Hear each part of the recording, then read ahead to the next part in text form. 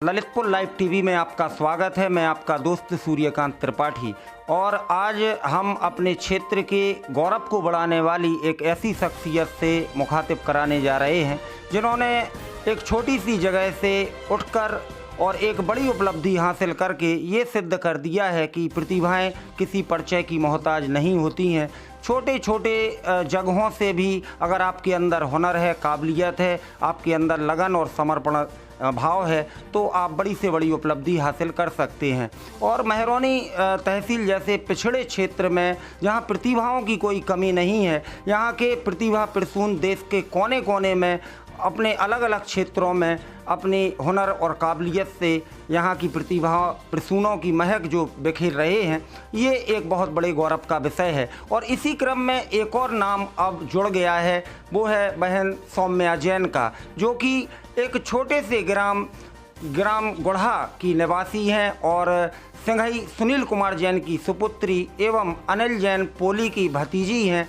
और उन्होंने यहाँ इस छोटे से ग्राम से निकलकर मध्य प्रदेश की राजधानी भोपाल में जाकर इंटरमीडिएट की पढ़ाई की और उसके बाद उन्होंने जिस तरह से सीएस की तैयारी की, यानी कि कंपनी सेक्रेटरी फाउंडेशन, और उसमें प्रथम प्रयास में ही इन्होंने सफलता हासिल की और देश की 13वीं रैंक, देश में इन्होंने 13वीं रैंक हासिल की है, जो कि अपने आप में एक बहुत बड़ी उपलब्धि है। उनकी इस उपलब्धि पर उनके परिवारजन काफ़ी हर्षित हैं और महरौनी क्षेत्र सहित जनपद के कोने कोने से उनके लिए शुभकामना संदेश आ रहे हैं। तो आइए हम परिचित कराते हैं बहन से और जानने का प्रयास करेंगे कि किस तरह उन्होंने ये उपलब्धि हासिल की और क्षेत्र के अन्य स्टूडेंट्स के लिए वो क्या संदेश देना चाहती हैं। हमारे साथ बहन सौम्या जैन। सबसे पहले तो Saumya, Lalitpur live TV team की ओर से और महरौनी मीडिया की ओर से आपकी इस उपलब्धि पर बहुत बहुत बधाई। Thank you. तो सौम्या, हमें बताएं, एक छोटे से गांव के मदन मोहन मालवीय इंटर कॉलेज गुढ़ा से आपने हाई स्कूल की, उसके बाद आप फिर भोपाल पहुंची, तो क्या थीम थी, किस तरह से आपने अपना एक उद्देश्य बनाया था, किस तरह से आपने अपना लक्ष्य बनाया था? अभी के दौर में इंग्लिश बहुत मैटर करती है और जब 10th तक मैंने यहाँ पे हिंदी मीडियम से थी, तब जब भोपाल जाने का हुआ तो बोला कि इंग्लिश मीडियम स्विच करूँगी, तो बहुत प्रॉब्लम गई। 11th में तो बहुत ज़्यादा प्रॉब्लम्स गई थी, 12th में थोड़ा बहुत हो गया था। फिर आई करियर की बारी, करियर क्या चुना जाए, तो CS सारा थ्योरी रहता है और सारी इंग्लिश, तो उसमें इंग्लिश तो अच्छी होनी चाहिए ही। तो डर लग रहा था कि इंग्लिश पहले से इतनी अच्छी नहीं है कि ये करियर परस्यू करूँ मैं, तो तभी पहले बहुत झिझक थी कि हाँ करना चाहिए कि नहीं करना चाहिए। तो मेरे सर ने मुझे गाइड किया कि तुम ट्राई तो करो, फर्स्ट राउंड तो दो।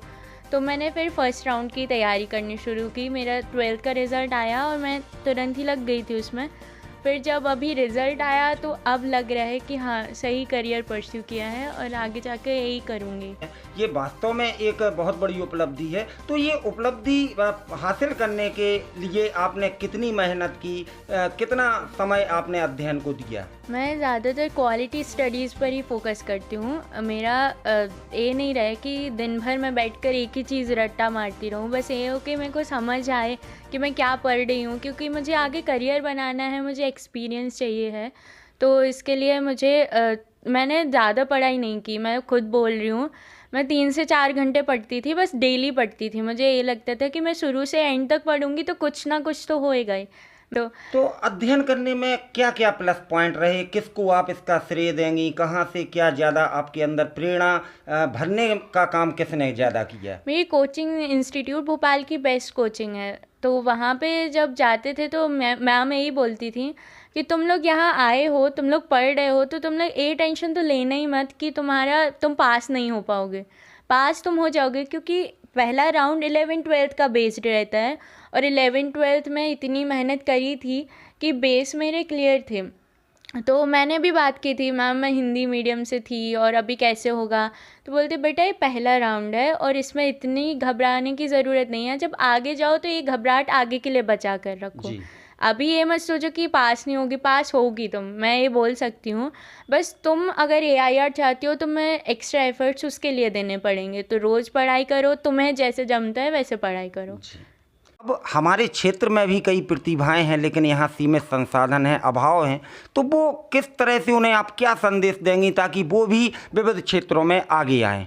मेरी फैमिली ने हमेशा यही सिखाया है कि जो तुम्हारे पास हो उससे तुम कैसे काम कर सकते हो वही करो।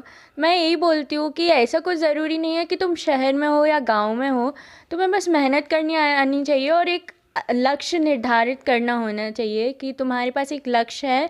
फिर तुम्हारे पास अगर तुम मेहनत करोगे कोई नहीं रोक सकता तुम्हें वहाँ तक पहुँचने के लिए। और ये भी नहीं है कि तुम 10 घंटे पढ़ रहे हो 20 घंटे पढ़ रहे हो, कोई मतलब नहीं है। जब तक तुम अच्छे से नहीं पढ़ रहे हो ना, तुम्हारे दिमाग में चीज़ें नहीं जा रही हैं, कोई कुछ नहीं हो सकता। तो ये नहीं कि तुम 6 घंटे या 7 घंटे पढ़ो, तुम 3 घंटे भी पढ़ रहे हो ना, अच्छे से पढ़ो बस, और सब अच्छा हो जाएगा।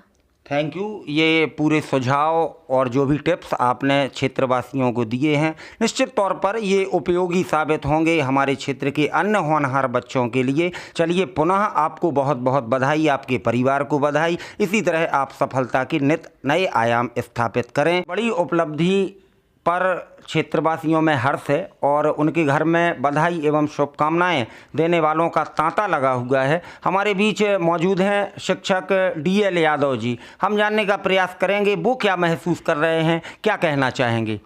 त्रिपाठी जी, हम लोगों को गर्व है इस बात पर कि इतने सीमित संसाधनों में हमारे बच्चे, इस क्षेत्र के बच्चे, इसके पहले भी कीर्तिमान स्थापित किए हैं बच्चों ने। और ये एक अलग सेक्टर है, CS जैसा सेक्टर ये जो है उसमें एक नई खोज लेकर के बच्ची ने जो आगे प्रयास किया है।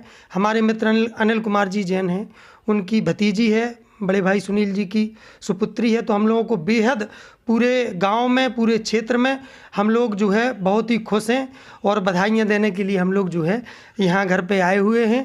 सौम्या के पिताजी सुनील जैन जी सिंघई। मैं अपनी बच्ची के ऊपर बहुत ही गर्व कर रहा हूँ कि इसने छोटे से गांव से जाकर और इतनी बड़ी उपलब्धि प्राप्त की। जी, और चाचा जी विराजमान हैं सौम्या के, अनिल जैन पोली जी। आपसे भी हम संक्षेप में जानना चाहेंगे, क्या आपके मनोभाव हैं। त्रिपाठी जी, कल जैसे ही हमें पता चला कि मेरी भतीजी ने ऑल इंडिया में 13वीं रैंक प्राप्त की, तो मेरा सर गर्व से ऊंचा हो गया और मुझे लगा कि नहीं, अब अपार संभावनाएं हैं और इस क्षेत्र में जो पिछड़ा माना जाता है पढ़ाई के क्षेत्र में, और अब हमारी बच्चियों को भी ये इनसे प्रेरणा लेके और अब सभी क्षेत्रवासियों की बच्चियों को प्रेरणा लेके CS जैसे क्षेत्र में कैरियर बनाने का काम करें।